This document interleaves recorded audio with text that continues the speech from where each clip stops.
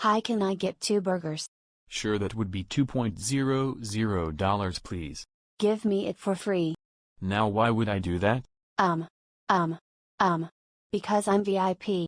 If you're VIP, give me credit card or cash. Fine, here you go.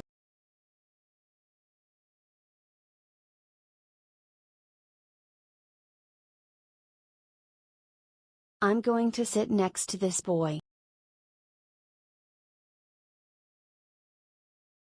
Looks like he didn't order anything. Let me give one of my burgers since I have a spare here. Take one of my burgers since you didn't order anything. Oh, thank you, that's very kind of you. What's your name? My name's Emily. What's your name? My name is Phil. Let's be friends. Let's go to Chuck E. Cheese. Yes. Let's go.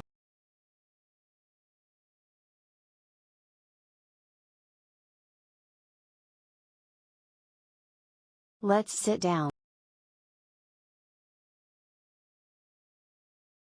My tummy hurts, I'm going to the washroom. Okay, tell me what you want to order. I want to order a large pizza. Okay, sure. Okay, I'm going to the washroom, stay here.